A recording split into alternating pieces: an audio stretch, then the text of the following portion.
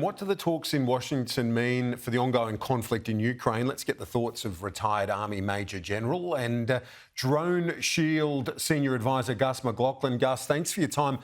What did you make of the images? Extraordinary out of the White House overnight. Yeah, definitely some positive movement, Kieran. I mean, you know, Trump is a showman and a grandstander, but at the end of the day, the US is the only country that can bring these two countries together. I'm not sure Putin is as motivated towards peace as perhaps Trump and Zelensky are, but you've got to start somewhere. You've got to start somewhere, and with the Trump approach, if you had the traditional textbook on diplomacy 101, there's not a lot of what he does where diplomats would say, "Oh yeah, they've done that right, he's done this right." He's basically turned it on its head, but it could still work. Look, this might be Trump's superpower, this unpredictability. He is a disruptor, and arguably the traditional methods have not worked.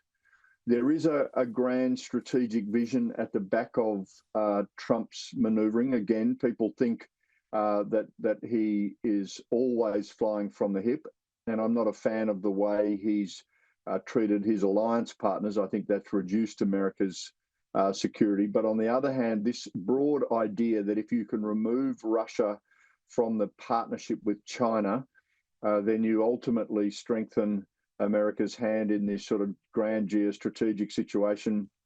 I can understand. Again, the danger is that Putin is a very sophisticated and wily negotiator, and maybe nodding his head, but planning very little in compliance. I think that's what remains to be seen.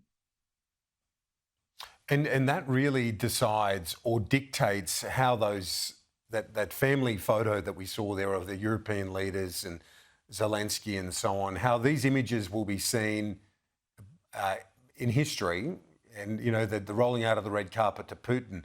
Was it a masterstroke, or was it the theatre that ends up collapsing in a heap? But that's what I've been pondering today, Gus. How does it all unfold from here? Yeah, too early to tell, Kieran. I mean, the risk is that it is the latter. These claims that Putin has made over the Donetsk region, these are ambit claims. This is an area that he has repeatedly attacked, but it is probably the most heavily defended area of Ukraine. Some analysts, including the UK intelligence agencies, have said it would take up to 10 years on the current rates of advance for the Russians to capture the area that he is claiming as part of this settlement. So these are claims that Zelensky will simply not be able to agree to. The other big question in play is who will guarantee Ukraine's security. The presence of those European leaders is a positive, but speaking frankly, Europe is not yet militarily ready to act as that guarantor. They're building up again, but off a very low base. They have very limited ammunition holdings, missile holdings. Their armoured vehicles are out of date, and frankly, their drone capability is years behind what would be required at the front line. America, on the other hand, will be reluctant to put troops on the ground, but they have the air power that could at least put in place an air embargo over Ukraine that would prevent these missile and drone attacks. So who provides the security, where the front line is at the war's end? There are many really significant issues still in play here. The Prime Minister was on Newsday yesterday, and we asked him about this issue of peacekeepers, Australian involvement. This is what he had to say, Gus. Have a look.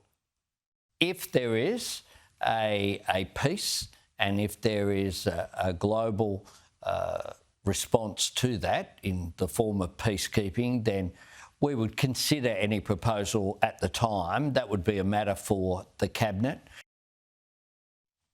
As a former general, retired general, what are your thoughts on it, Gus? Well, the Prime Minister was very careful with his language there. The first thing is if we're asked, and often there's subtle signalling in the background for us not to be asked.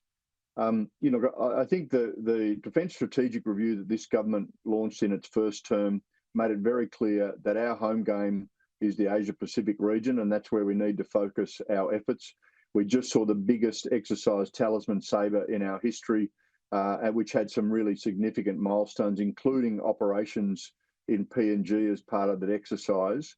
My feeling is the ADF is fairly stretched, just meeting its current obligations. Everything I'm hearing is that the budget has never been tighter, resources have never been tighter as we try and introduce a nuclear submarine into the existing defence budget. So I think most of the defence leaders would be pretty keen to focus on the home game rather than be sending troops all the way around the world.